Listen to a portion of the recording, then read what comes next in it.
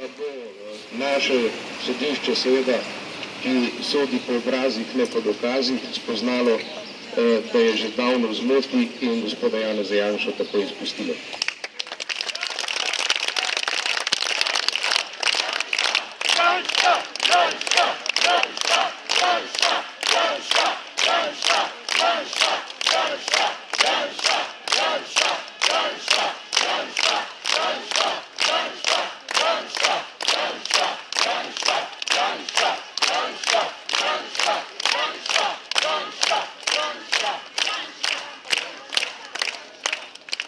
Danes sva bila v enaki vlogi oba, torej oba sta bila obtožena, nisem bil zagovornik, ampak tudi obtoženi, kajti zadeva gre v tej smeri, če si zagovornik Janeza Janše, prej poslej si tudi obtožen z njim, tako da na vsak način poskušajo na ta način onemogočiti pač obrambo gospoda Janeza Janše, mislijo, da bova s tem prenehala, da me bodo s tem ustrašili, ampak temu ni tako, mi gremo dalje.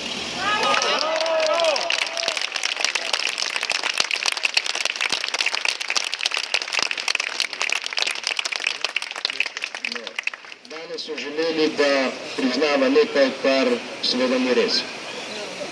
Neresnice ne mora priznati, kajti zatrdila smo resnico in to edino resnico, to, da je Branka Zobec-Hrastar, takrat kot tožilka, v obtožni predlog napisala neresnice.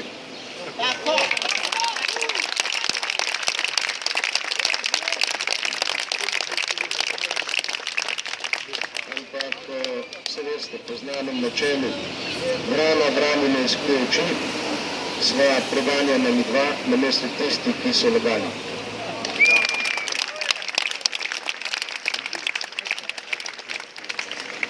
Tako da, žal vas bom moral zapustiti, ker nadaljujeva zdaj v 9:30.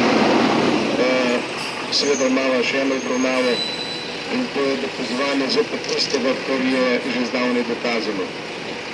To, da je gospod Branko Perčič v evidenci zaveden kot sodelavec.